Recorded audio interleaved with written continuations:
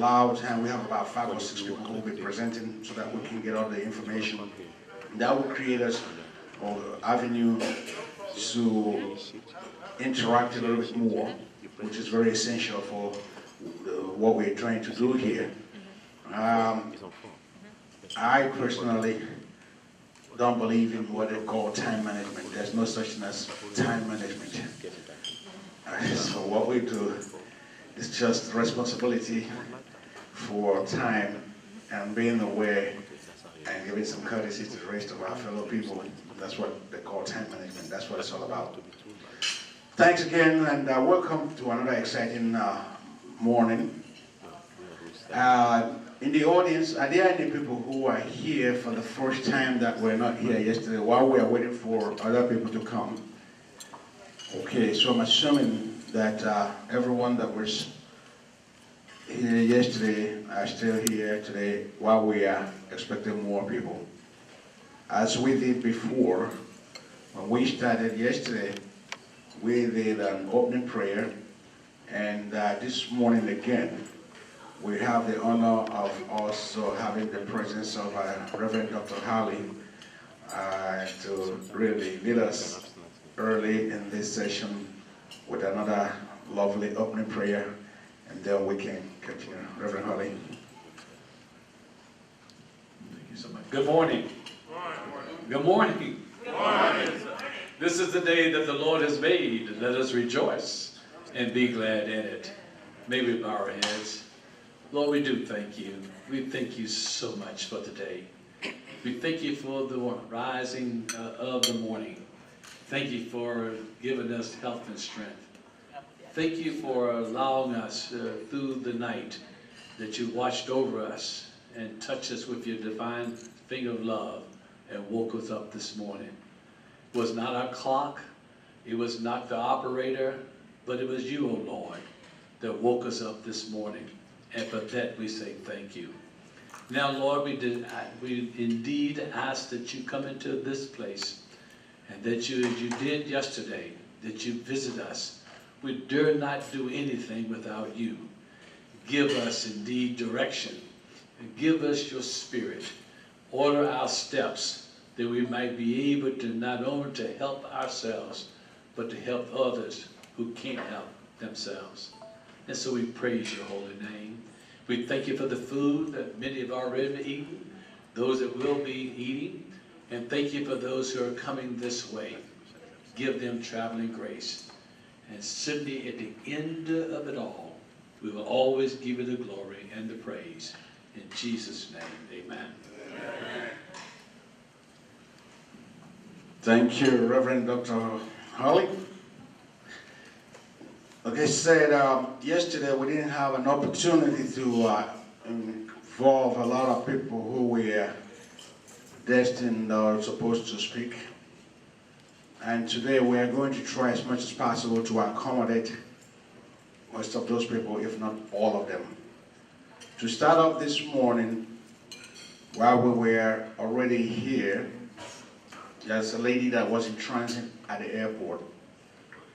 When we talk about Nigeria in diaspora, and especially when it relates to information technology, there's no way that we couldn't include our sister country, if I would say, on the international side, which is Canada. Yes, the Nigerian High Commission to Canada would have been here. But what he did instead was sent us a very competent lady that is very responsible and in charge, the counselor, for promoting trade and investment in Canada. Of course, she's really the conduit for the information technology. And in this period of economic initiative, you know that Canada plays a very prominent and important role. That's when it comes to trade and investment. Whenever no matter how you dissect it, we cannot leave Canada out of the equation. This lady has a proven track record with what she has done with the Canadian High Commission in terms of bridging the gap between Canada and Nigeria and the rest of the international world. She has done an excellent job as the Chancellor. Ladies and gentlemen, please help me in welcoming all the way from Ottawa, Canada.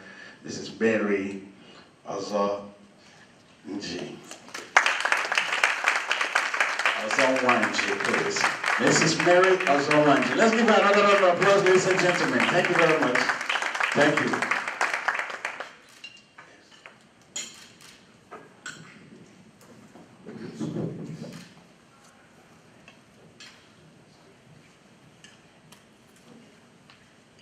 Thank you, MC, for that introduction. I don't think I need all that anyway. I don't think I have work. I don't know. But I thank you so much for giving me that excellent introduction. Good morning, everyone. Good morning. I stand here to represent the Nigeria High Commissioner to Canada, Ojoma Dogbe, who is unavoidably absent. He's not here today because he's engaged in other official engagements with the Canadian government in Alberta. That's why he's not able to be here today. In fact, he has a lot of, when it comes to dealing with the Nigerians in diaspora, he has a lot of respect for the Nigerians in diaspora because he believes that with Nigerians in diaspora, there's a lot we can achieve in the development of our economy back home, because the professionals here, both Canada and Nigeria and elsewhere, they all have wealth of experience, having stayed in this foreign country for a very long time. And so we stand a lot to benefit from them. So when Mr. Conde, who is organizing this event together with others, came to Ottawa all the way from Detroit, His Excellency said, no, this is a strong commitment that he must be there. He must be here. But unfortunately, because of his tight schedule, that's why he asked me to be here today. He couldn't make it. So I thank you, every one of you, who have made it possible to attend this event. Both those from Nigeria, who are the stakeholders in ICT. It's a good encouragement for the organizers of this event, that it's a starting ground for them to do more, to help in harnessing the opportunities we have here in US and Canada. When you talk about the issue of information technology, it is very important. Very important in every facet of life, both education, in culture. I mean, in the diplomatic community, we have a lot to do with ICT. So it's an understatement for us to say that ICT is not important. So, and I thank you, Mr. Akwade, for organizing this event. And I believe that, as we do this with all the discussions, even what I have, the line of activity, the presentations, which are taking place even before I came, I saw they are very, very enriching. And I know that this is a starting ground, and with what I have seen again, he will do more. And I thank you all for coming. Thank you very much.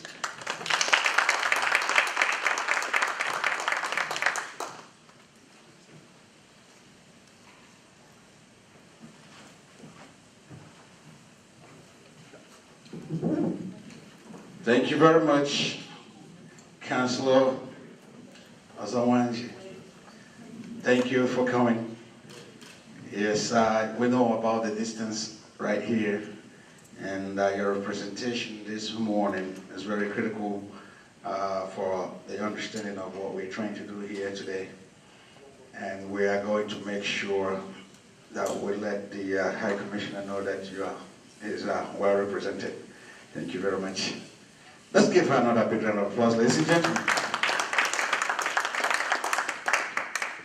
All right, we have also my next presenter has been, is no stranger to the IT sector, and very instrumental in the information technology, communications, very knowledgeable in the infrastructure and for the opportunities for global development.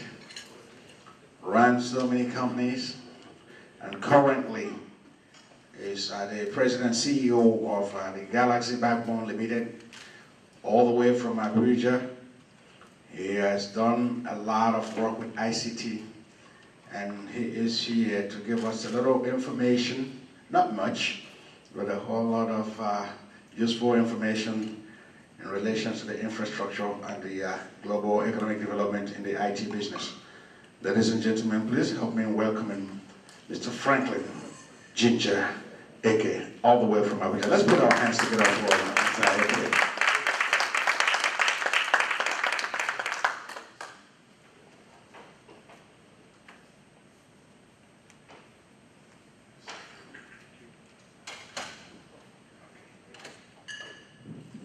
Andrew, thank you very much. Good morning, all. Good morning. I hope we enjoy the coffee. Good. While they set up the presentation. Here, very happy, as you imagine, that it takes commitment to leave Abuja to attend this type of event, simply based on our commitment to partnering with the diasporas. That has always been our vision, simply because we believe that for Nigeria to move into the 21st century, we must learn from those who know how to do it. From our brothers who have done it in the advanced countries, and also to let them know what we're also doing with the much we can. And so be able to build a signage that is necessary for progress and development in Nigeria. Just 1 minute. Send our felicitation to Akonde and his team, Shego Rame, and even the DG of NIDA, who supposedly is heading the Nigerian delegation to this meeting. It's all part of that commitment from the federal government of Nigeria to support whatever our brothers and sisters are doing out here, and also ask them to assist us in whatever way they can to get us to also succeed in what we're doing in Nigeria. I have about 28 slides, but I'll try to shorten the presentation just so that you get a sense of what we're doing in Galaxy. First of all, Galaxy is a company owned by the federal government of Nigeria. And when I say company, I want to differentiate between what the NIDAs of this world are doing and what we're doing. NIDA is an agency, a full-fledged parastatal of the federal government. So in the ICT family, NIDA is actually our father. Then you go back to Galaxy. Galaxy is probably one of the babies. We've been here for 7 years. But even at being a baby, we're almost at the level of running. We've done a whole lot within that 7 years. And I'll give you another a background. Galaxy is a company simply because the federal government or the originators, the idea of what Galaxy should be, thought about it and realized that ICT, as we're all aware, cannot be pigeonholed into government bureaucracy. Developments in ICT is almost on a daily basis. And so for an agency or a company like Galaxy, you need to operate like the private sector so you can leverage all the economies of scale that come to play when you are dealing with ICT. That's why we're a company, but we're owned by the federal government. Okay, we are, no, not that, just so that other people can come on and we can discuss all the other things. Please, next slide. Yeah. So this is a background of how Galaxy started in 2006. It was created by the government of President Obasanjo. And it came about as a result of the proliferation in government agencies approaching government for various ICT projects. At some point, there were so many projects from almost all the government agencies, they were not coordinated. You know, you probably have, at a particular time, we had 50-something agencies having different networks, and all of them were not interoperating.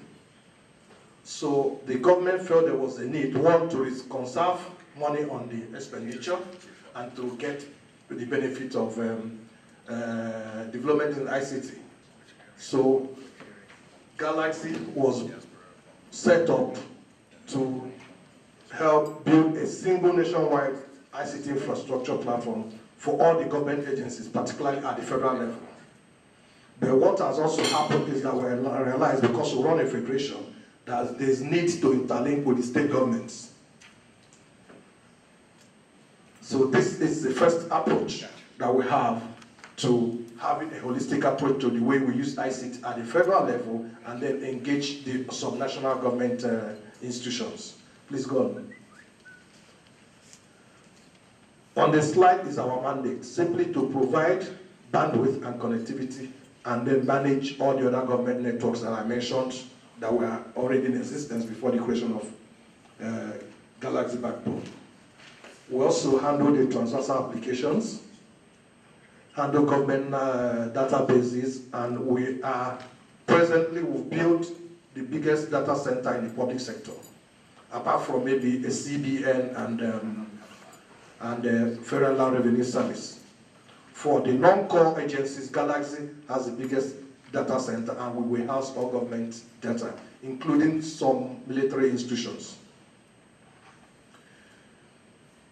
I will move on. I will leave this presentation with the organizers to make it available to, but that's basically our mandate. Can we go to the next slide? No, please one step back.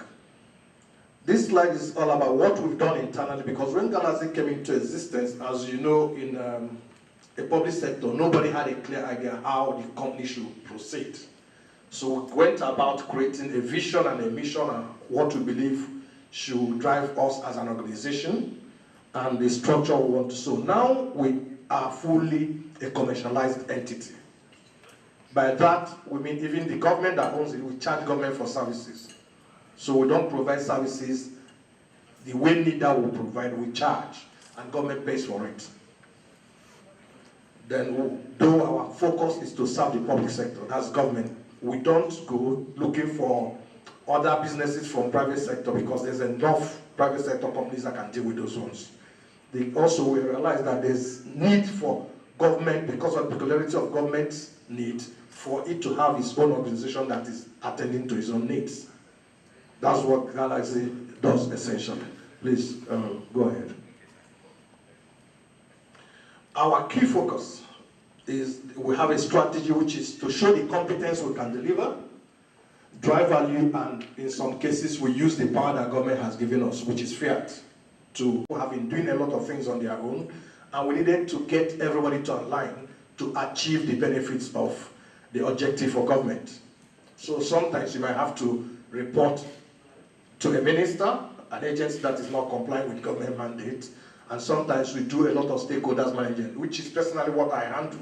Stakeholders management, we realize, is key to achieving our own objectives. Then we are focused, most of our staff, in fact, 100% of Galaxy staff, we're over 100 now, come from public sector. Simply because when we started in 2006, there was a dearth of skilled manpower in the ICT sector.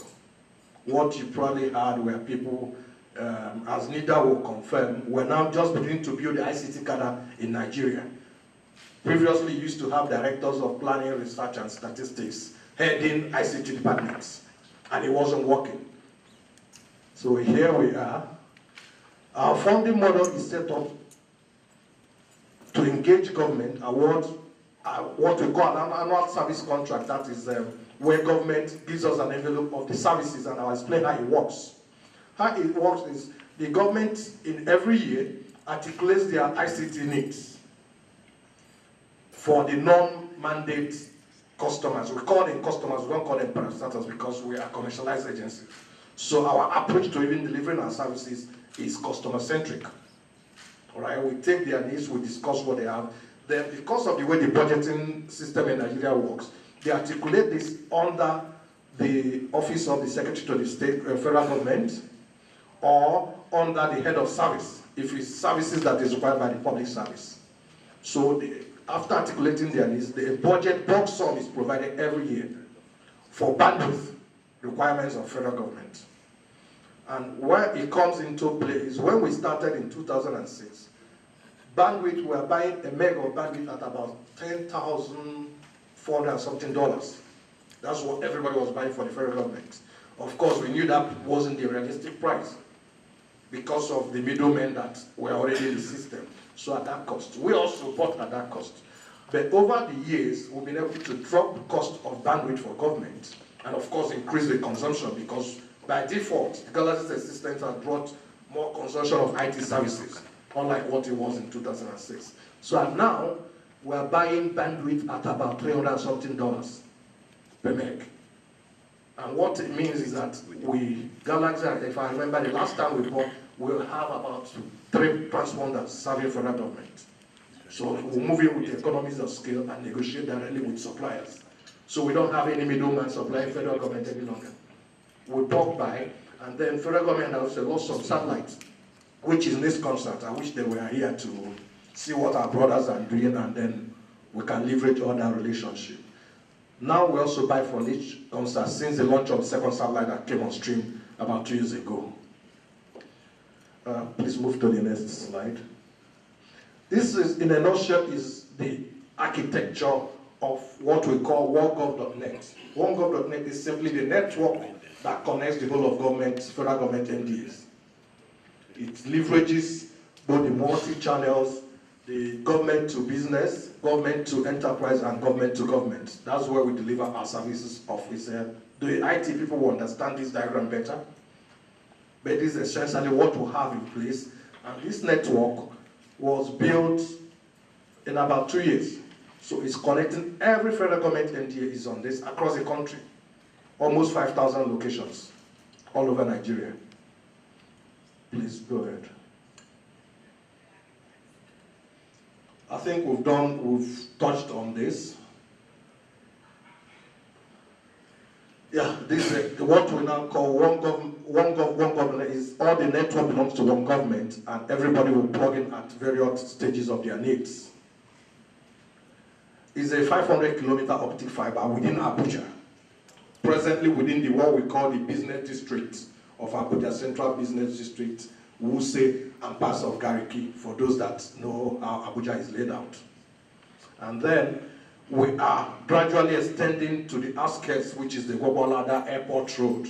Because on the airport road, you know where the immigration airport is, they are connected on Galaxy platform.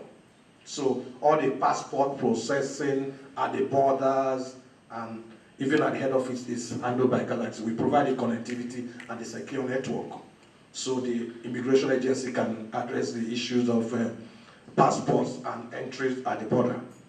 Even at the airports, all the 5 international airports we have in Nigeria is connected by Galaxy. So this is what we have, 5 hubs, about 4,000, now we're hitting about 5,000 nodes across the nation. We manage all the land and one we have, you have in the federal secretariat complexes within Abuja. And then this year we're extending to the federal secretaries at the states, every state capital, through another project that we're also implementing. On the transversal applications, we provide services for whole of government in the area of payroll. The IPS project is, Galaxy is working on that. There's also the travel desk introduced by the Federal Ministry of Communication Technology. All these are part of the transversal applications Galaxy is setting up. I had mentioned the data center infrastructure earlier. So you can move to the next slide. Basically, this is what our infrastructure looks like, and we've delivered a whole lot of services of this platform. Our service catalog is the services we deliver to our customers, which is basically government and its MDAs. And for the, to clarify a point when I was talking about the way we do the budgeting comes in. Well, federal government provides budget for basic services. And then as you know, government can never pay for everything that is required by various agencies to optimize their mandates. So what we do is, as a business organization, we approach those agencies beyond the basic, which is bandwidth, and then work with their IT departments to articulate their peculiar needs. For instance, if road safety, federal government will give road safety a certain amount of bandwidth, the road safety is the Federal Road Safety Commission, the agency that handles transportation, making sure there's safety on the road. Okay, and they have locations across the 36 states of the country, and including Abuja. They will sit with them and articulate their needs for rolling out driver's license and number plates. So if they require more than what the federal government has paid for, they will have to provide that budget from their own internal funding, because they also generate revenue. That's how we work with, in terms of funding our operations and making sure the investments deliver value. So because federal government cannot budget for everything, you also realize that the budget is tight for federal government alone. So these are the services: managed networks, record management, online brokerage, professional services, where we work with them with training. We also provide training to develop the ICT capacity on the various NDAs that and then we collaborate, messaging and collaboration, which is an ongoing project. We've been on that project since they created the Ministry of Communication Technology. And what it does now is that on our platform, we have registered emails. I'm sure some of us noticed that government officials in Nigeria still use Yahoo, Gmail to communicate. That is going to, as soon as I get back to Abuja, it's been an ongoing process. There's going to be a policy statement and implement it from the end of July. We'll cut over to the government network. Government officials will no longer use private emails to conduct government businesses.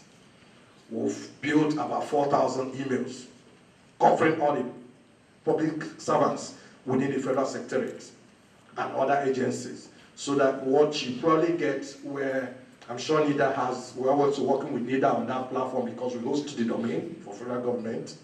They manage the policy angle and standards. So what happens is, you probably see a minister before now who will be having, for example, Omobola Johnson, the Minister of Communication. Omobola Johnson will send you a mail from Yahoo. Now it's going to stop. So you have Omobola Johnson at ministryofcomtech.com.ng. It's a very secure network, and we are cutting all the civil servants in the federal system onto that network.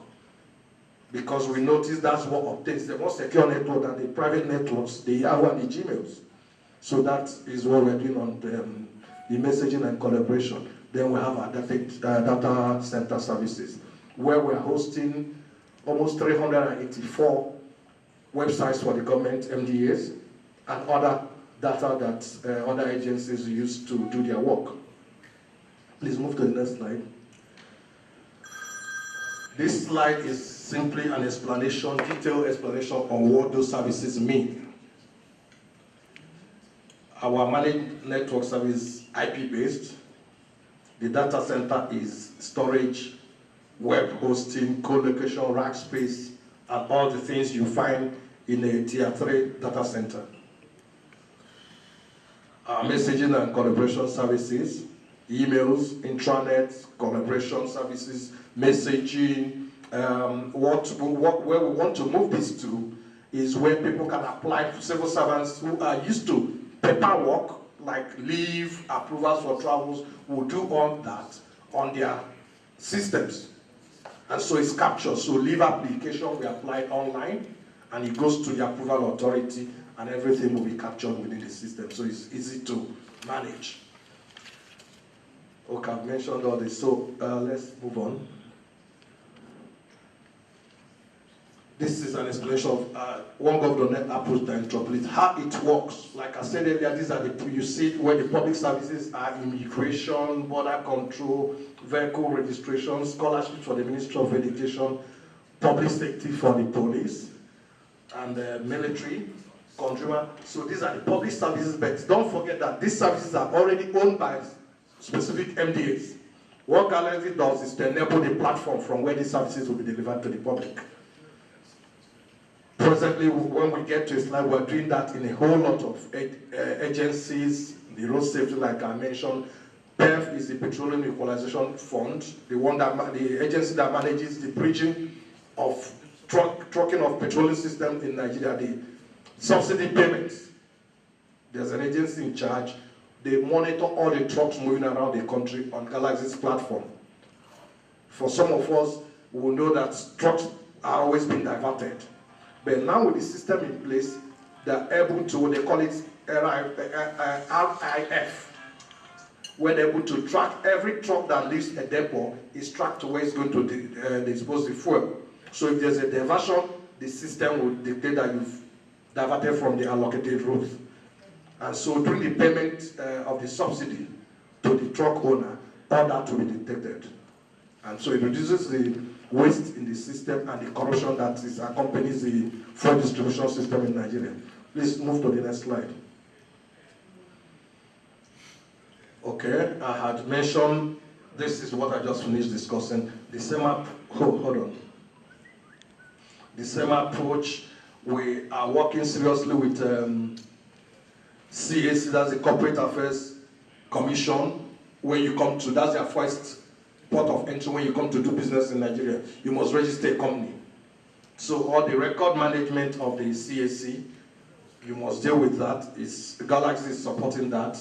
You also have the Federal Revenue Service, the Nigerian Police Criminal Records, NIMC, the new identity management that is going to come on stream. All that, actually Galaxy has a dedicated data center for all that. What we're working now, because there's the proliferation of ID cards in Nigeria. There's what Central Bank is doing, the bank biodata. Road safety is doing theirs, national identity card, and everybody's different ID cards in place. So what Galaxy is working with all these agencies is to collapse all that system into one database for identity management, working with NIMC. So where it's possible for agencies of government to look into a database and all the information concerning all the citizens stay in one place, including the immigration agencies. We are hoping we'll be able to achieve that with support of federal government and all the various agencies dealing with. So let's move to the next slide, Tobe. Okay, this is the national database centralization. You have the Nigerian Police, EFCC, Bureau of Statistics, Immigration Service, NIMC, Federal Central Bank on the banking system. All this data is being hosted by Galaxy to give us a single window into data that's required for identification in any way you transact. This is a single view. It has multiple programmatic access. Please move on. Now I know I'm talking some of the things because you are sitting here, you are not in Nigeria, you wonder how do we do it, or what are the benefits of what we're talking. On the internal side, we've been able to reduce costs, eliminated to an extent duplication of efforts by MDAs and even the IT deployment. We've increased productivity. Before 2006, as some of us will confirm, there were limited use of ICT by government personnel. Now, you work almost, those that don't have the systems on their desks are coming with iPad, are doing work, even though some of that work is being done on YouTube and watching home video. But at least they have something they are doing. I'm sure you understand what I mean. The important is that the worker realizes that I must use a system to work. I won't come to the office and not have something to work with, even if the work is just on YouTube and a lot of home video. But we've gone ahead. About 3 months ago, the minister approved that we'll lock up all the YouTube. So YouTube and Facebook goes down from 8 in the morning until 5:30 p.m. So nobody goes to those sites. You can't access it, including in my office. And if you have a mobile device and you come in within the network, it locks you out. You can't access those things until you leave the network, or you want to do YouTube and Facebook, wait till after hours, then you can do what you want to do. Please. So the external benefits is what you have there. I had mentioned the over 8 million international passports were processed last year through our network across the country, including the new international airport in Ugu. The trucking system, over 2,000 trucks are processed on a daily basis. As they move around the country distributing petroleum products, they are tracked online because the tracking enables the agency that is in charge to pay the subsidy on fuel petroleum products. And then road safety, the new driver's license is targeting 35 million drivers by the September this year. But there's a court case, so I don't know how they want to achieve this.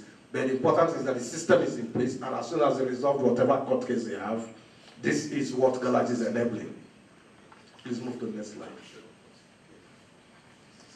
Yeah, of course, all this could have been done without some challenges. And it's a whole lot. On one slide, it might look easy, but it's a whole lot that we've had to battle with over the last 7 years to get to where we are, particularly for a government agency that doesn't have an act of parliament. It's almost a fight on a daily basis because one at the higher political level, the political leadership, some of them understand in fact it's beginning to happen just under Jonathan. Earlier governments didn't have any idea what they wanted to do with ICT in the country. So you needed to be fighting ministers to get ministers to align with even a government policy because everybody have their own agenda. You fight with DGs, you beg, you ostrate to get your job going. Then it gets worse when you get to the National Assembly. Because one, there's no law backing you up. Then secondly, they just don't seem to understand what it is you're talking about when you're talking of how ICT can enable government perform better. But here we are, these are some of the challenges. I mentioned the low capacity within the public sector when it comes to ICT resources, human capital. Then the perception that ICT is not critical to government transformation. So long as they're able to make calls, that's how much they understand that is ICT. Every other thing is, you are trying to stop us from making money. Yeah, the resistance to change. We have issues of, you can never have enough funds no matter who you are. I understand that the same thing is playing out in Detroit. Yeah, there's never enough funds. But what you do is how you're able to stretch the little fund you have to get better mileage. Yeah, boy, there's power. So in Galaxy, in 7 years, we have changed our generators because our data center hasn't gone down in 7 years for 1 minute, 1 second, because we host critical data. So you keep replacing your 500 kVA generators almost every year. Sometimes, once you notice, because the NEPA is a standby for us. So it's huge money. Monthly, we spend over 2 million on generator, running fuel. Then that's where we are. Those are some of the challenges, and we hope that the power sector reforms will be able to assist us deploy some of those funds in other direction. Tope, thank you. Well, our strategic approach is laid out here. Is a government-wide architecture, our technology, processes, and people. I'm sure as a lot of us here will also know that people is the most difficult part. Getting the right attitude, getting even the required skill for a developing country like Nigeria is a major issue. Working more so in the public sector, but we are addressing that. That's why we recruit from the public sector, from the private sector. And then what we also do with government, we provide a lot of trainings. And we've also gone ahead for the people's side, to create a cadre, because like I mentioned earlier, when you come in the government circle, ICT, what you have is some guy who was doing research. He begins to head ICT, so he doesn't understand anything you're talking about. He can't even prepare an annual program of how ICT can help achieve their mandate. Talk less of being able to budget for it on a year-to-year basis. So what we've done since the Ministry of Communication Technology was created to create a crop of ICT guys, similar to what they have in the accounting profession, where you have accountants trained by the Office of the Accountant General who follow government procedures in accounting. So now it's possible for somebody who comes in at level 8 to rise and become director of ICT. Before it wasn't possible. So you have that cadre, And people can aspire, have a career path once you know where you're heading to. Because what happens is when you move from planning and research, they can move you to HR. And then the work you have done as head of ICT, the other man comes in, he doesn't understand what you're talking about. But in the past 2 years, we've been able to create that card and people can have fulfillment. Somebody can rise to a director, level 16 as a director of ICT. Thank you. Please go ahead. Now, this slide is simply to explain what we've been able to achieve in the few years we've been in existence. And so on the government command, which is the onegov.net, which lies optic fiber, government-wide messaging and collaboration. I have mentioned it since 2002, we've been on that project, and we're hoping that that policy will kick in by the end of July, and we'll begin to have the benefit of all the effort we've put in. Last year, the single window portal had been launched. Single window portal is where people can access all the public sector services from government through one website. It's owned by the Communication Technology Ministry, where Galaxy is providing the enablement and the secure platform. This is an interesting one, the automation of the Cabinet Secretariat. Cabinet Secretariat is the Federal Executive Council. As far as I can recall, since 1960, Federal Council memos, they meet every Wednesday to approve national programs of the federal government and whatever that comes to that body. Since its creation, or since the 1960s, it's always been manual. And you can imagine that this has been in place even under the colonial masters, because they must meet to agree on a policy for the country. It's so manual that a meeting that is supposed to take place on a Wednesday, the vehicles with the memos for the ministers, don't forget all the MDAs submit memos and it goes to that place for discussion and approval. So on a Saturday, the government secretariat people begin to drive around Abuja with all the files to all the ministers and all the people that are supposed to be in council on a Wednesday, distributing that material. So you can imagine the nature of what's going on. There's leakage, the minister, you probably get to the minister and the minister traveled out. So the memo will not be presented. Or possibly the minister is just getting it and seeing the memo, the minister hasn't read the memo, so he can't present to the council. And all the difficulties that come with a manual system. But with the automation of the process, now in all the MDAs that are called to the government, every MDA, including Women Affairs, I'm not saying that the Women Affairs Ministry is not important, but all the MDAs are now automated, so much so that the memos move from the various parastatals to the ministry online. And all these things are done online, real time.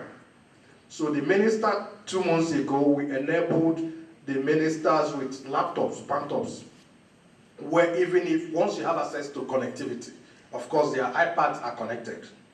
You can review your memo before the meeting, and if you're not going to be, you can make contributions to your colleagues, even when the meeting is on. So that's what we have. When somebody had told us before, during the Yaradua era, that the president can rule from anywhere in the world. Now it's becoming possible, because within the Federal Executive Council, the big hall like this, it's been enabled, very secure, that the president can talk to anybody in any part of the world through audiovisual conferencing, and presentations can be made. The memos are online. What it also meant is that we started this project in 2012. We've had to archive materials, government decisions that have been taken since 1960. We've archived everything. So it's now in a digital format. And references can be made to decisions that was taken years ago, decades ago. That's what the automation process, and it's been well received. In fact, this particular solution got Galaxy a United Nations award for the first time in the public sector in 2013. We are nominated and we awarded the promoting whole of government approach in the information age. Galaxy won it in United Nations in 2013, held in Bahrain. Then we are also, our cloud infrastructure is still being built. It's not there yet, but we're already putting enough resources to build cloud so that government data can be accessed anywhere. Please move to the next. Thank you. This we've already talked about storage, our security. We've also, for the benefit of our brothers in the diaspora, because of the model Galaxy has adopted to do its business, we encourage our brothers. In fact, I think we have people from Canada, I think 2 guys from Canada who are security experts. We have one, the head of our security team used to be that he was in America for like 24 years. And we pay, well, we might not pay what they pay in America, but the thing is that we encourage them to come home and contribute to the development of what we're doing. We can't know it all. Please go ahead. And we have people from private sector, all sorts of people are coming from MTM to join Galaxy, Glow, and everything. Well, I know that I've taken too much of the time and people are getting tired. But simply to tell our brothers here that we're willing to collaborate. If you do find time after this presentation, we can sit and talk more on how we can do this. Thank you very much.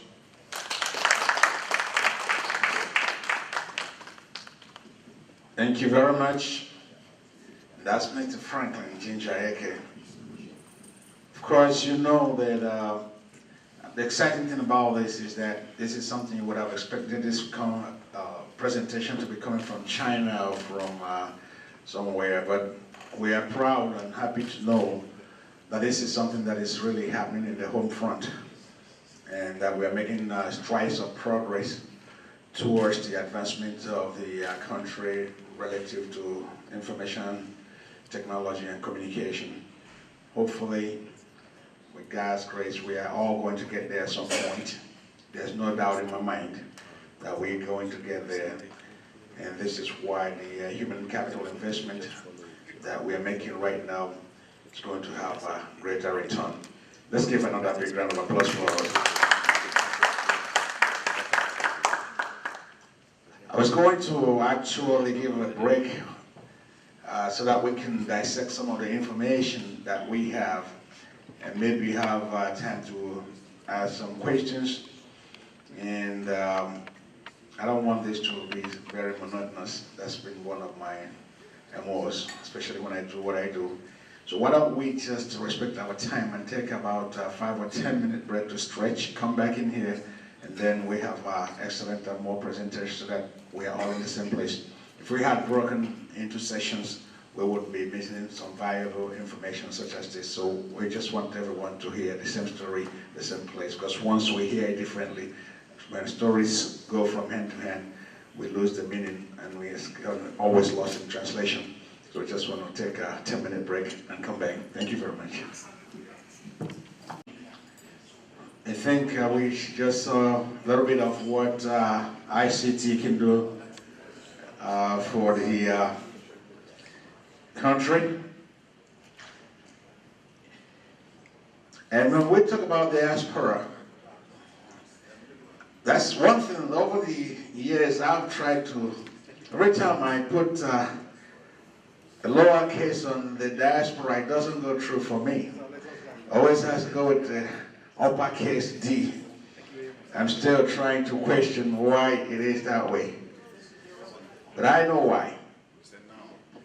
Because when it comes to diaspora, it has a global connotation.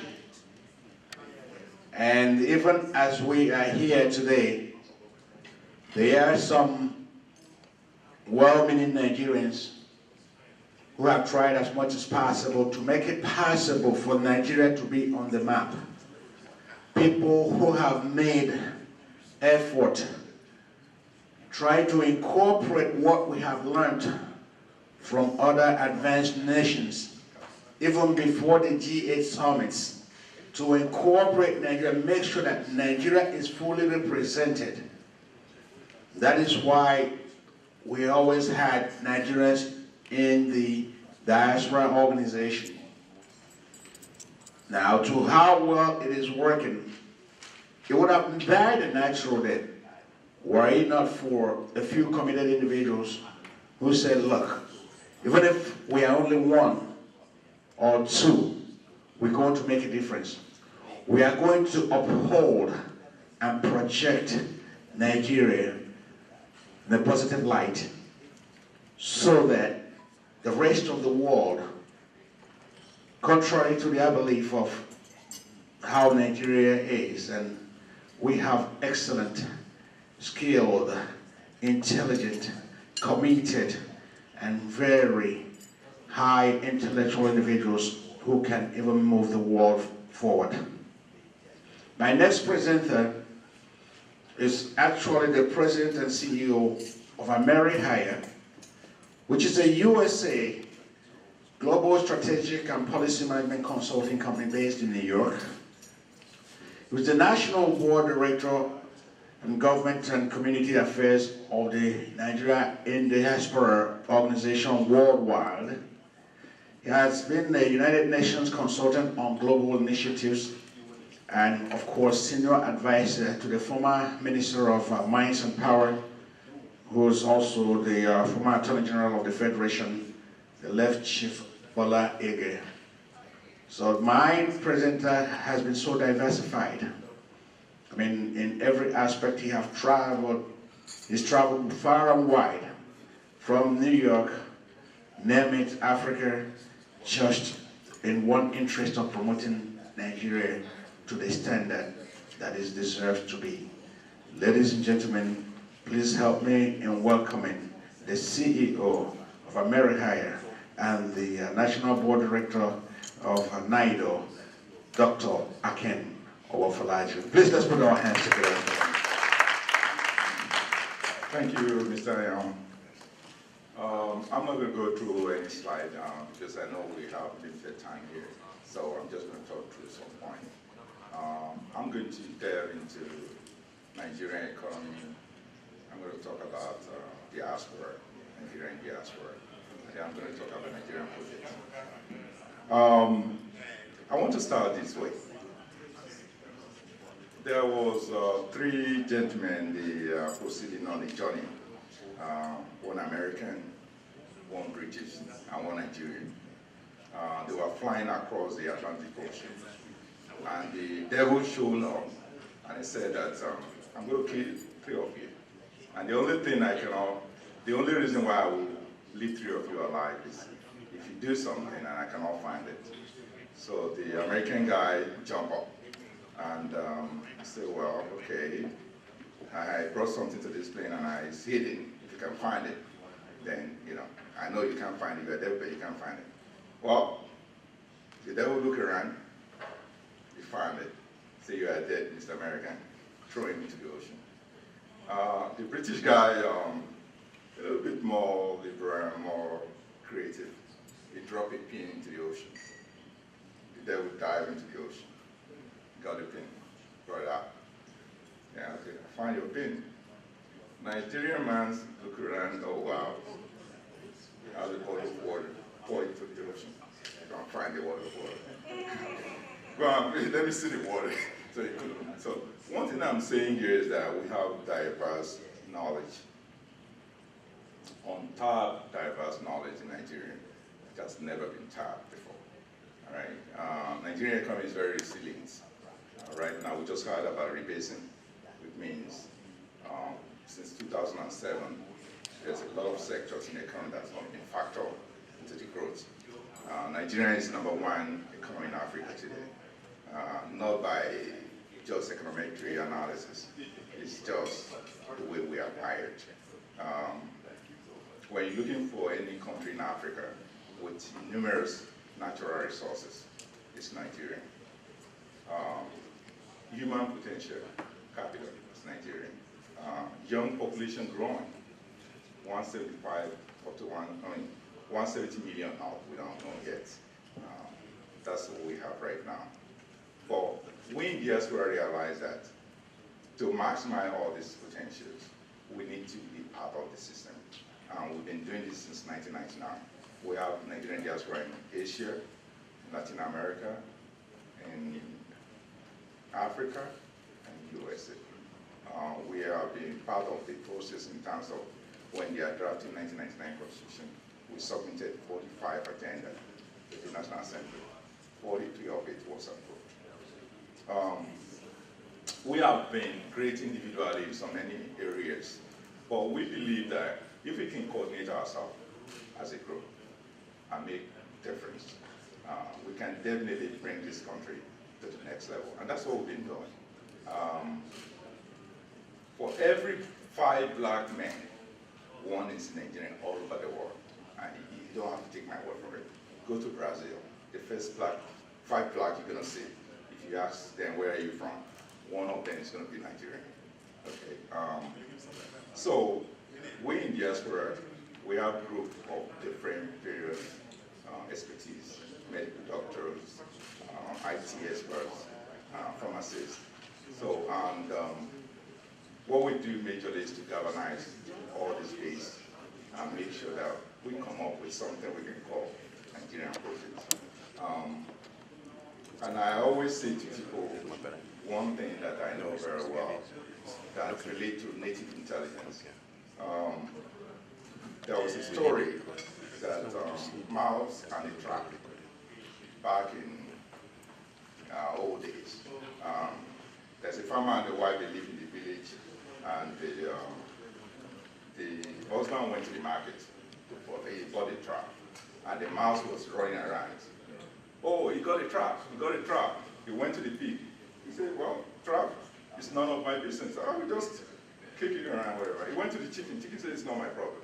He went to the cow, snake, and all of them said, well, you have to worry about the mouse. The mouse is not, I mean, the trap is not for me. You have to, it's your problem. You have to deal with it.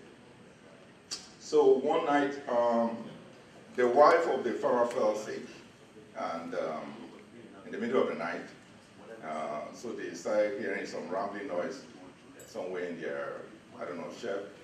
So the wife woke up, he went there, and he couldn't see anything. So the trap caught the tail of the snake.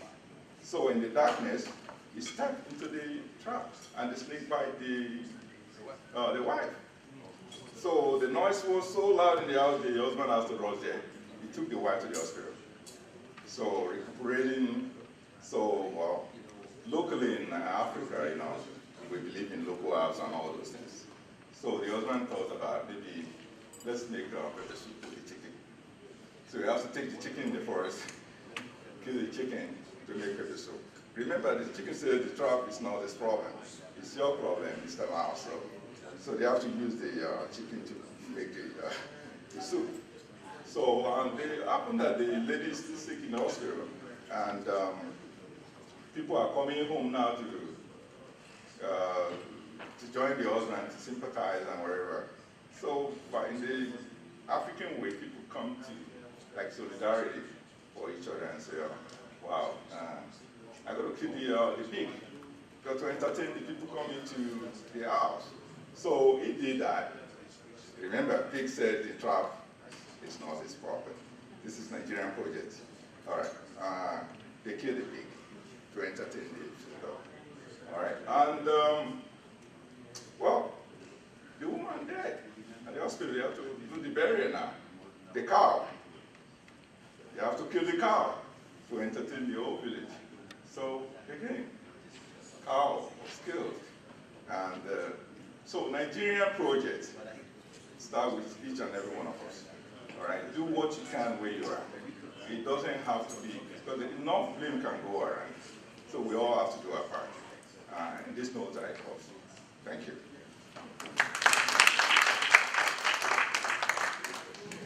Thank you very much. Appreciate your indulging and helping us at least keep us in check and in perspective, Dr. Wafulajan. Now what we want to do is just keep on supporting the Nigerian Diaspora Organization, ladies and gentlemen. If we're going to make progress, I think for people like Dr. Wafulajan will be the closest ally that we have to actually reaching Nigeria. Because I'm telling you, no matter what we do here, unless you understand the perspective from both worlds, it is difficult to do business anywhere in the world. Culture is very essential in terms of whatever we're trying to do.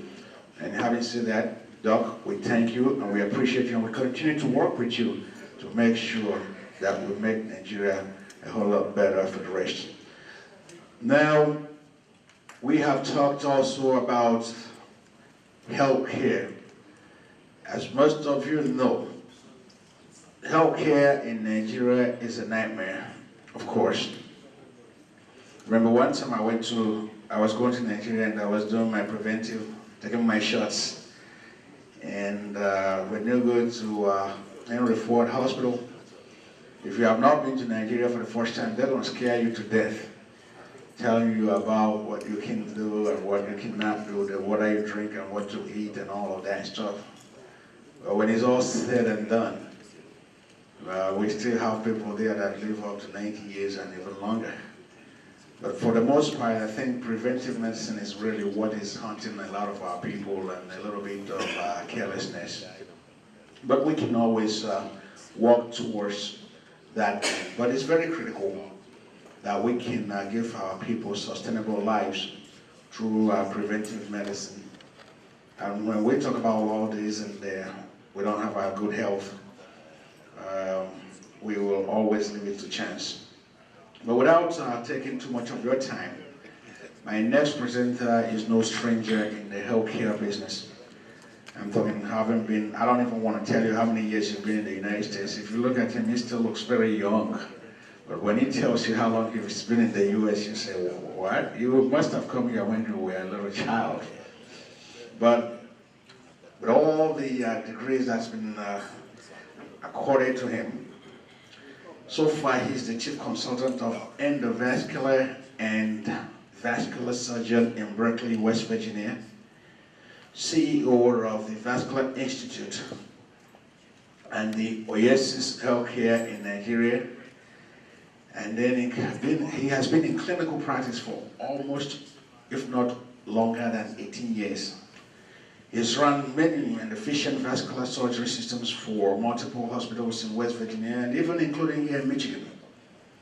Of course, his interest includes extending healthcare system to Nigeria. When I say extending healthcare system, not just healthcare system, but I'm talking efficient healthcare system in Nigeria. And believe it or not, when you can do that, you would have moved mountains. Because Nigeria is one place that it seems like you almost have to have money and you have to be wealthy to get the best healthcare system.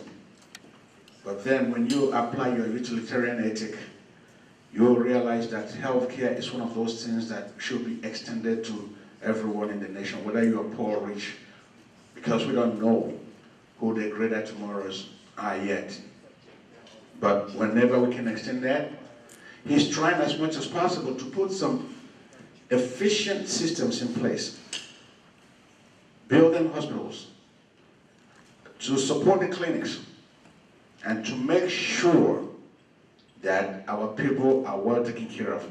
He's trying to transform what he has learned in this country over 30-something years while in school and based on experience to Nigeria. And I say more grace to his parents. Ladies and gentlemen, please help me in welcoming Dr. Herbert Oye.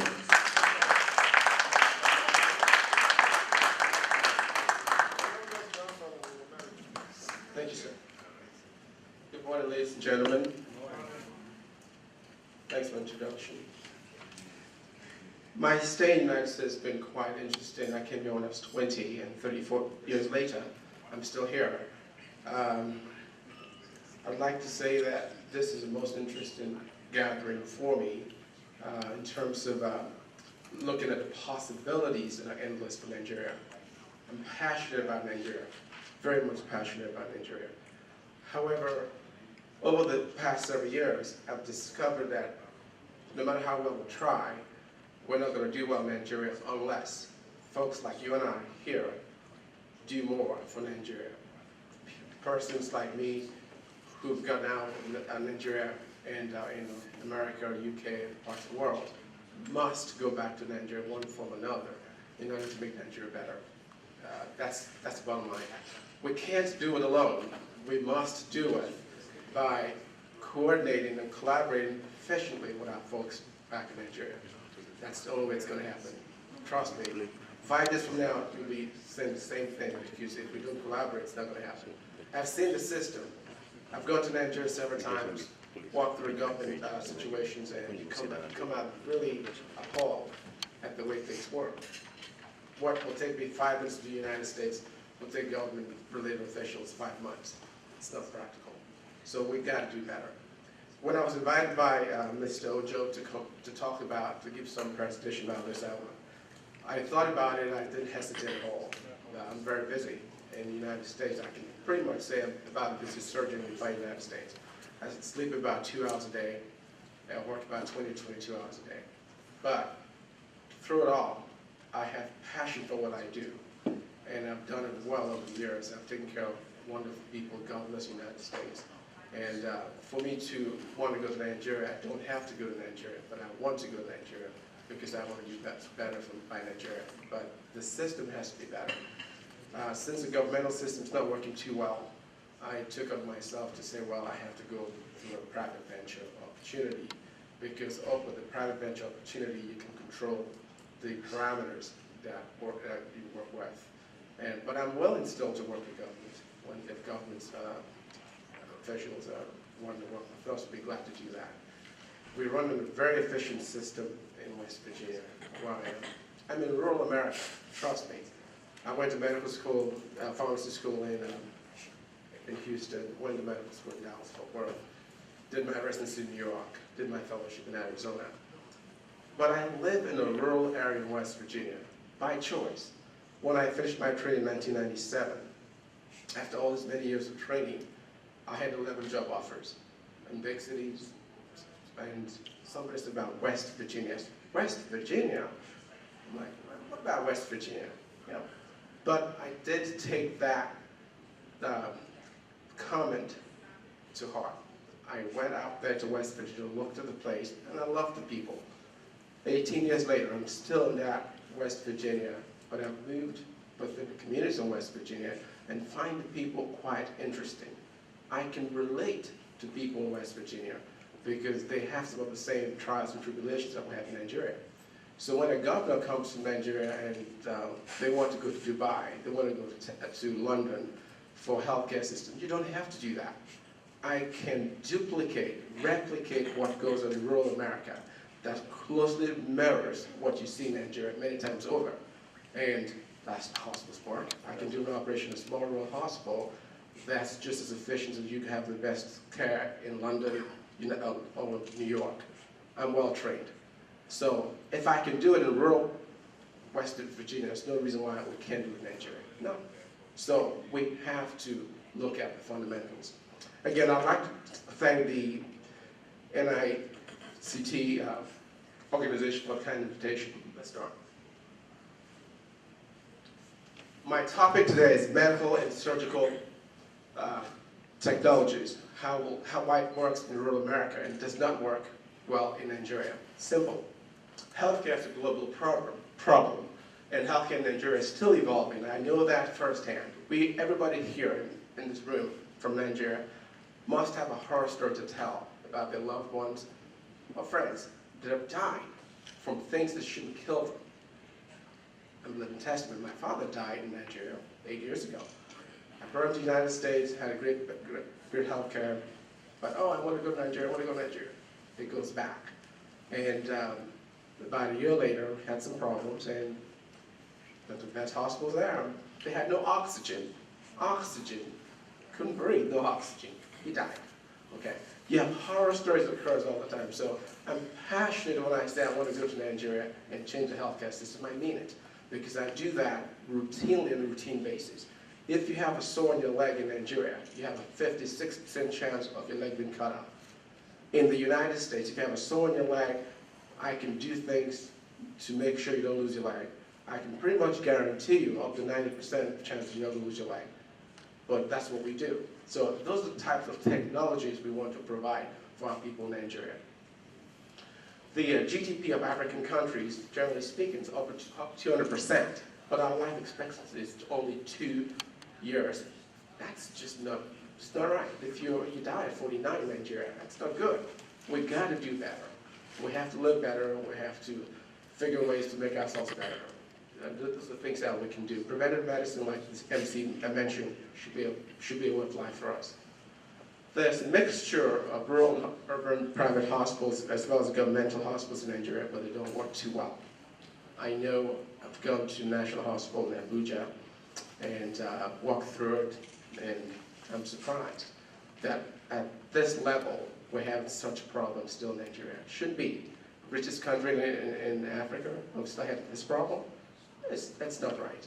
I like to forge collaborations, and I did forge a collaboration with one of the surgeons there in Abuja. I haven't met him, believe it or not, but we have such a great relationship that he's going to come to the U.S. and work with me for the next 6 months or so. That's what we're talking about, collaboration to ensure that healthcare gets better in Nigeria. There are a few specialist centers of excellence in Nigeria. Even in rural America, a whole lot more. Next, please.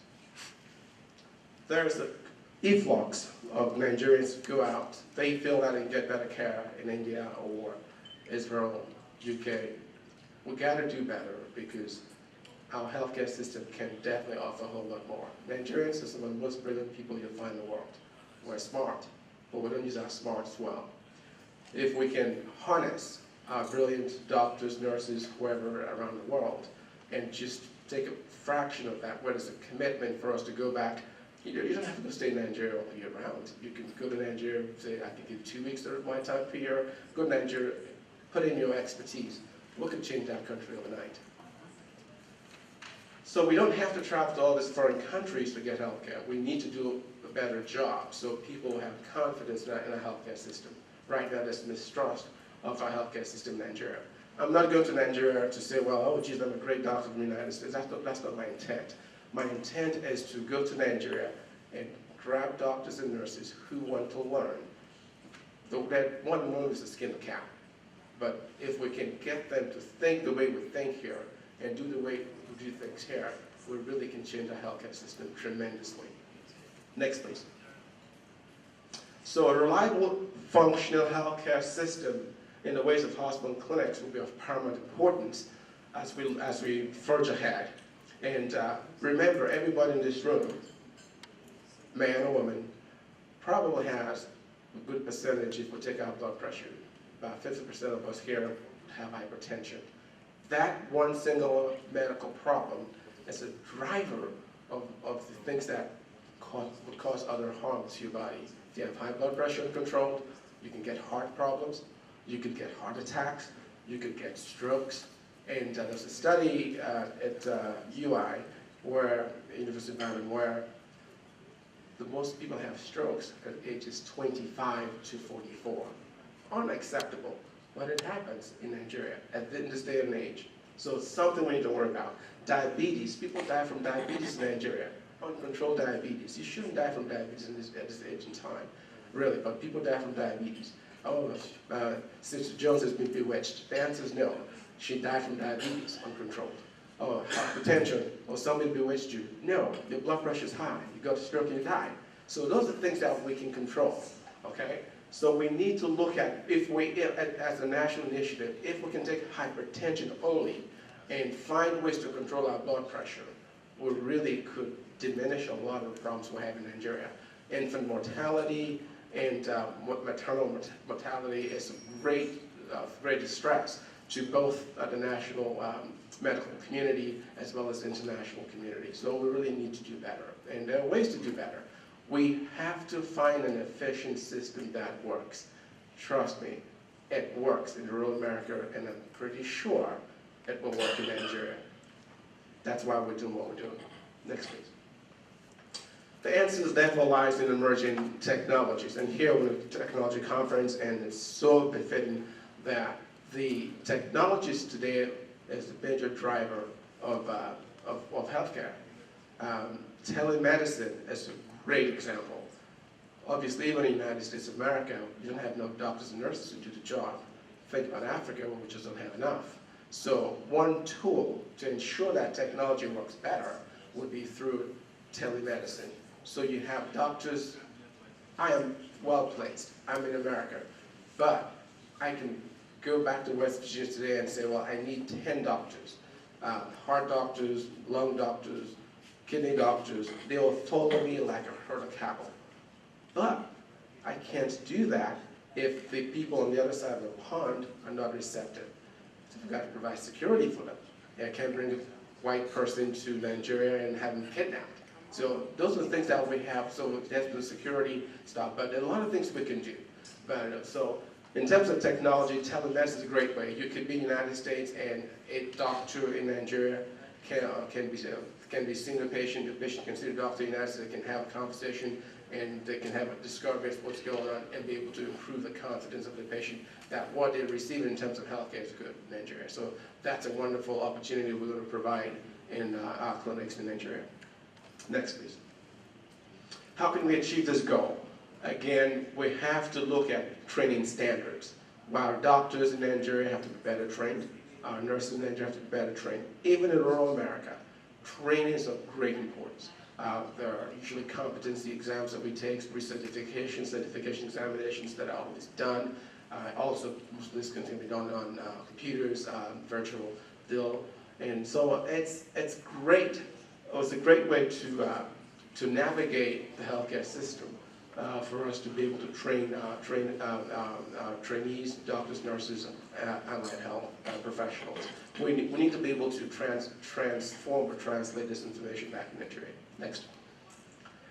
Essential parts, human capital development. That's very essential. For us to be successful, we have to do that. How can we translate this information from the United States, UK, and Canada to Nigeria? It can be done. We just have to have a receptive audience on the other side of the pond. We have to do this by, first and foremost, changing the culture. One of the prior speakers mentioned locking the computers from 8 to 5. That needs to be done. I've gone to Nigeria where people go to work and they have a Bible in front of them. You can read a Bible at home before you go to work. You can read a Bible when you go back home. But when you're at work, you're supposed to do your work. You're not supposed to read a Bible at work. That's what I see when I go to Nigeria. It's disturbing. You know, you go to the office, people are reading Bible. You should not, you should do that at home. And at work, you're supposed to be there for a specific project, and you do it. If you come to the West Virginia Vascular Institute, which is what we run in West Virginia, it's an efficient system. When our employees come to work, I start every morning about 6 o'clock in the morning. I have patients there waiting at 5:30 a.m. in the morning. But when my employees come to work, I employ several vascular surgeons like me and general surgeons and physician assistants. They drop their purses and they work. They have a break, they work. So at the end of the week or month, whenever they get paid, they've earned that, what they've worked for. So it's an efficient system. We are really efficient, and that's what we're trying to promote in Nigeria as part of the healthcare system. So we have to train these persons and tell them that there are better ways to do things. Next, please. What are the, today, the newer technologies? We have CAT scan, we have endovascular, cath lab, robotic surgery. I'm passionate about endovascular surgery because that's what I'm a super specialist in endovascular surgery. I've been doing this for many years. And endovascular surgery, it's costs $1 to $2 million to have a cath lab. But if you have a heart attack in Abuja, I think we have one in Abuja, chances are if you have a good endovascular cardiologist waiting for you, you might live.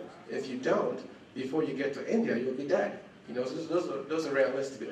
We have a lot of Nigerians who seek health care outside Nigeria, but it's not practical for a country of 107 million for everybody to go out of the country. It's just not practical. So we have to bring excellent health care to Nigeria in order to achieve that goal.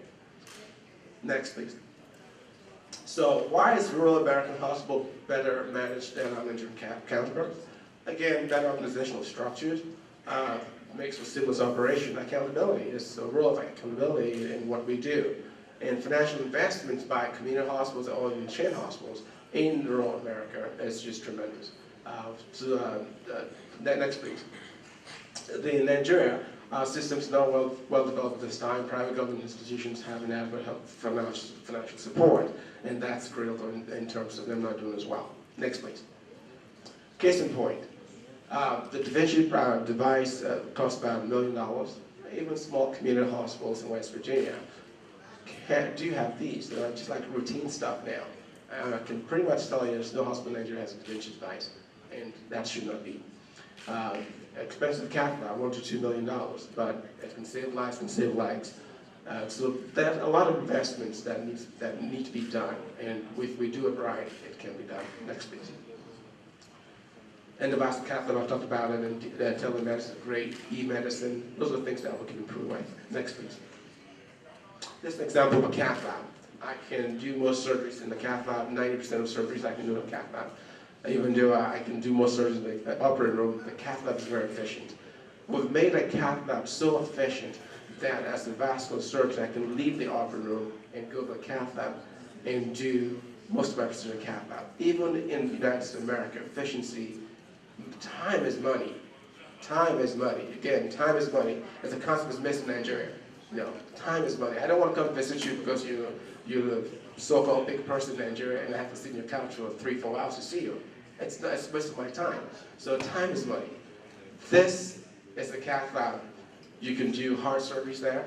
You can do leg surgeries if you have a blood clot in your leg. We could save your leg from the cath lab like this. We don't have to cut you up. Those are things that technology that we can improve more. There's a cath lab in Lagos, but I don't know how well it works. There's a cath lab in UI. I don't know how well it works. But those are things that we can improve with. Next.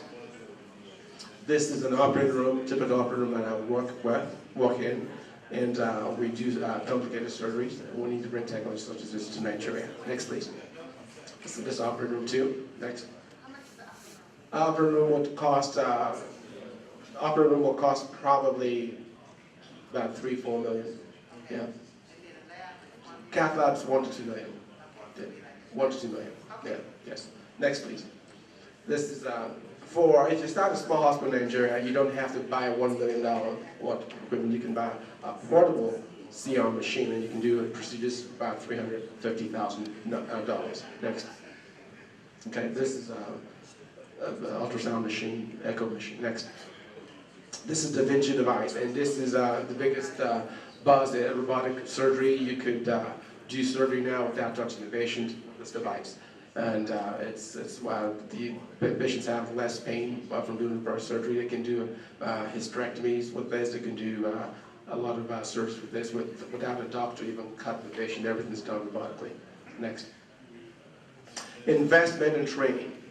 Rural hospitals in America focus to a large degree on ensuring that the patients, the doctors are well trained and do certification to a lesser extent in Nigeria. Competence is of great importance. We take tests. Even as accomplished as I am, I still have to take exams. That's the way it is. But we have to keep doing that. Next, please.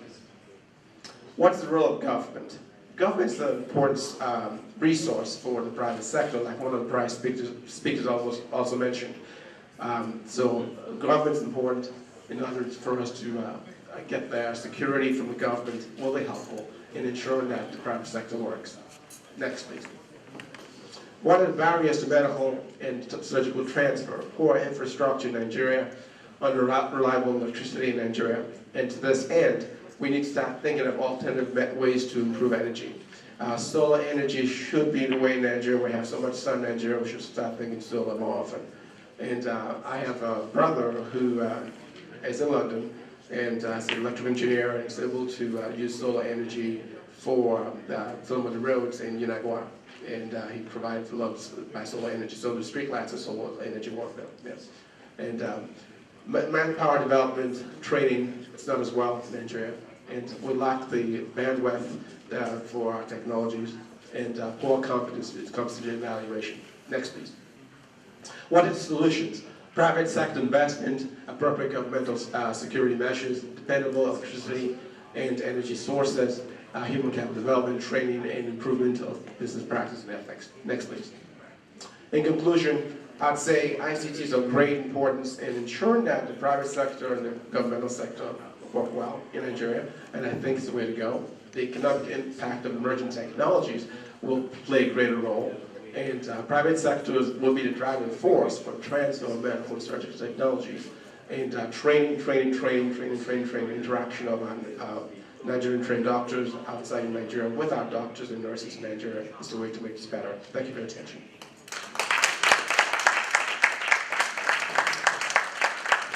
Thank you greatly, Dr. Oye. I know you all have questions This is why I just want to give everybody an opportunity. I don't have to have your questions openly. If you can do it privately without interrupting the rest of our session, we'll let you do it. But we just want to allow everybody that is on the panel an opportunity to present, and when we can go into those question sessions. But I'm going to make sure that it's available to you. But from all indications, everything that he has said to us is something that, not from the medical perspective, but I think from the layperson's perspective, I'm sure that if there's no one in this room today that doesn't have something, that a family friend or family member that hasn't had some run-ins with diabetes, or somebody, women die from childbirth, or they die from surgery, or they went on laser surgery on their eye, from there they went blind. So these are all the things that we are really experiencing. But then there's one important factor that he really pinpointed, that is the aspect of security. It really hurts me that we have all this talent right down here, and many times they can't go home because of security. Can you imagine what it would be like if we assembled? Do you know how many medical technologists and doctors that Nigerians have? I'm just talking in America alone, not even to talk about in Europe. But unfortunately, we are letting them to some disorder areas. And the money is not the issue. They're not even asking you to pay them. All they want is just give them some security. But every time we are here, medical mission, medical mission, medical mission, when they could have been homebound. But thank you very much, Dr. Oya, for that information. Let's give him another round of applause. And with that, I'd like to segue to another area that most of us are very familiar with, yet I would say a road less traveled. It really hurts me. Sometimes I reminisce and sit back and think about it from a business point of view and perspective. When you go to Nigeria today, I think we drive more expensive cars than any other nation in this world, if I would say, compared to the number of people in terms of ratio of Nigerians to the number of vehicles that we drive. And then coming from the other city capital of the world, with Chrysler, General Motors, and Ford Motor Company, I sometimes wonder, that's why we don't have a transit system in Detroit. It's not going to work. Politically, we are not going to make it possible for there to be a transit system, because this is our economy, this is what we live by. But sometimes when I sit back and reflect on companies like Peugeot that has been in Nigeria even before I was born, all they still had and are able to accord to Nigeria is an assembly plant. Today we don't even have one manufacturing plant in Nigeria when it comes to automobiles, yet we are the greatest consumers of those products. Our consumption rate is higher than our production. But anyway, coming from Detroit, again, I have one award-winning designer in the house. I'm talking about, when I say the world, I mean, I don't even mean Detroit, I'm just talking in the world. Renowned award-winning designer in the world that resides here in Michigan with us. This person that I'm talking about is one responsible and of the team. I mean, he was with the team that designed the new Chevy Colt. Okay, the Chevy Colt actually is the electronic car, the first one that rolled out of the assembly plants here. That's the Chevy Colt. If you happen to go through the Renaissance, which is the GM World Headquarters on Jefferson Avenue, you're going to see where this Volt is plugged in, and they are all running. I'm talking about, when we're talking about emission and efficiency and energy efficient vehicles. I mean, if I tell you that it was a Nigerian that was instrumental to the design of that vehicle, you won't believe me. He is also committed to Nigerian development through what we call technology and creative systems when it comes to automobiles. And if Nigeria, if we are going to ever design and build our first vehicle, I'm almost positive that he has to have a hand and he has to lend a helping hand, and he's going to be instrumental in us designing and rolling out the first vehicle. Ladies and gentlemen, please help me in welcoming the award-winning automotive industrial designer, Mr. Jelani Aliyu from Doubletrees.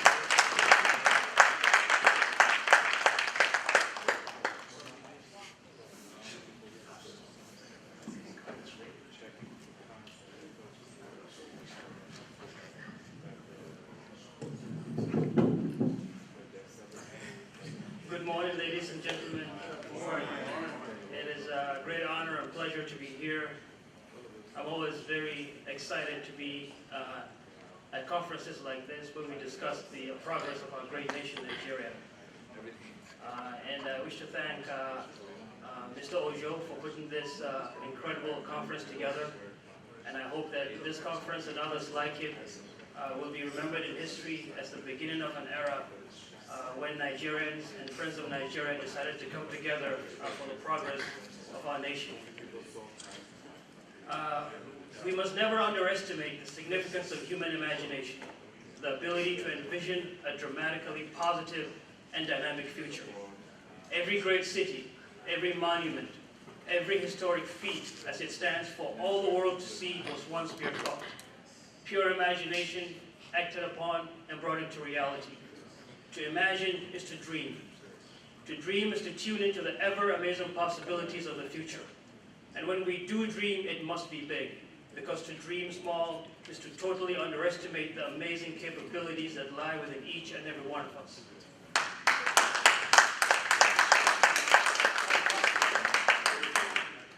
Our own country, Nigeria, from the Atlantic shoreline in the south, through the grasslands of the Middle Belt, all the way to the rolling hills and bright blue skies of the north, Nigeria is truly a magnificent and blessed country. Yes, we have crude oil. Yes, we have natural gas and a wide variety of raw materials. And yes, we have fertile soil that could be cultivated to feed hundreds of millions. But above all, at our very core, what we have is our humanity. That magical inner spirit that glows from within.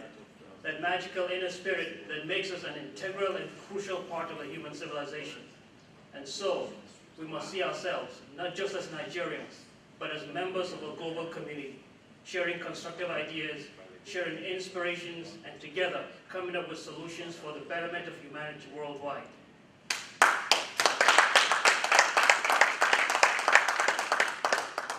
We as Nigerians must not be afraid to succeed.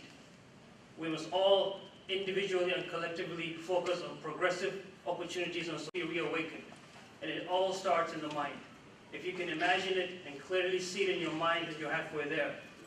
We must not be defined by our current problems. They are not who we are. We are bigger than them. We must be defined by our dreams and aspirations. We must be defined by a better tomorrow. Nothing is impossible. There are no impossibilities, only a better Nigeria to build.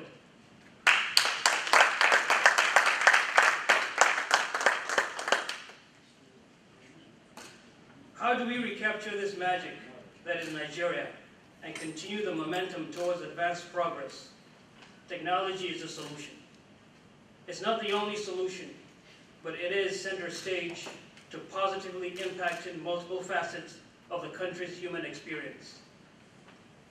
Humanity as a group, Africans, Europeans, Asians, Americans, humanity in its totality is on the verge of and also leading to the scientific connection between the human thought process and the man-made reality that surrounds us. Two significant results of this new way of thinking will be the enhanced relationships within humanity and between humanity and the environment. Although pockets of misunderstanding will continue, this being, if not natural, learn to live with one another better. We will define ourselves as opposed to what sets us in a common space. In respect to the environment, nature will no longer be seen as a force to conquer, but rather it will be seen as a medium from which to learn, efficiently draw energy, and live in harmony with. And when we do observe nature, we see that around us we are surrounded by wonders of our natural world. From the tiny leaf, only fractions of a millimeter thick, and yet in the deep waters of the Atlantic, planet Earth is a perfect balance of beauty and to come up with solutions to the challenges that people face every day. I draw upon nature for my designs to capture that balance of efficiency, beauty, forward. Not hardcore, not hard, cold technology that is in tune with our environment, cultures, and histories. In these days of environmental consciousness, sustainability, and renewability, who more environmental? we must remember our historic roots of closeness to nature and continue to pull our inspiration from it. Nature wonder. And as we build and develop our cities and societies, let they be the magnificent manifestation of a people that have inherited and are fully endowed with a great respect for the environment. Let those see conservation of nature. Imagine our cities being the pride and jewel of modernity while upholding the very core of our heritage and intellectual awareness. A deep reflection on where our country stands on the path to development allows us to think alternatively and to see how we can actually use our current position as an advantage. It can be argued that although some of the reasons our nation is still underdeveloped are less than gallant, there is no doubt that being at the stage we find ourselves gives us the opportunity to be at an exciting beginning with no baggage of superseded technologies. This makes us free to adopt the most applicable and efficient new technology for our unique purposes. That technology that we adopt must be the one that is in tune with our culture and environment. A major reason for the failure of a lot of infrastructure and systems in our nation is because those technologies were not fundamentally designed for our applications. It is no surprise that our physical environment is absolutely different from the conceptual birthplace of a lot of the technology that finds itself transplanted into our lands. A lot of systems fail in Africa simply because they do not fall within the critical physical and mental patterns that are natural in that environment, not because of an inherent lack of human support. So, as we progress, it must be with technology that best suits our terrain, climate, psyche, and histories. And what better technology than that which builds on what has been in application for centuries. From time immemorial, Africans have had tools, systems, and technologies that have assisted us in our daily lives. These technologies have been developed and evolved over time to be the most conducive to our people and environment. For example, most of Africa is hot, and historically homes have been built to be comfortable with passive cooling technologies without the need for added energy. In the last couple of decades, we have equated progress with completely disregarding and forgetting a lot of our local and very effective technologies. This is not right.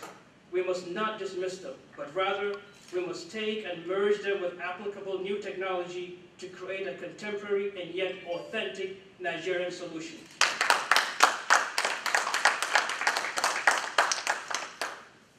It is an exciting new world, and we must be strong, valuable members of it.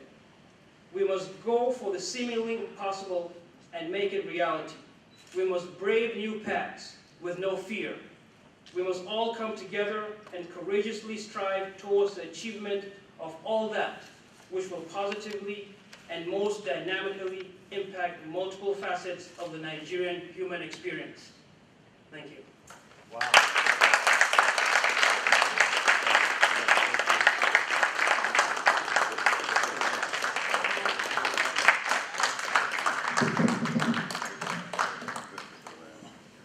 I think they said that a picture is worth 1,000 words. I don't have to follow behind just to detail. I told you that we have talent in the African community and the Nigerian community in particular. When you have someone who's making a difference somewhere across the miles and way down here, then you know and realize that we can't even manufacture any cars in Nigeria, continue to be dependent on importing those cars. We need all the resources to support what we have. We need progression and succession planning. We need to harness the talent that we have right in here. How do we search those talent? Kind of things that the global initiative is all about.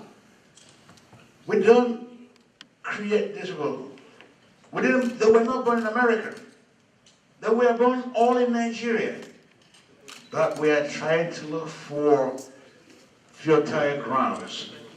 And to this extent, we have continued to let the resource to waste right here. I'm not calling it waste per se in the true sense of waste, but the question is, how can we transfer this knowledge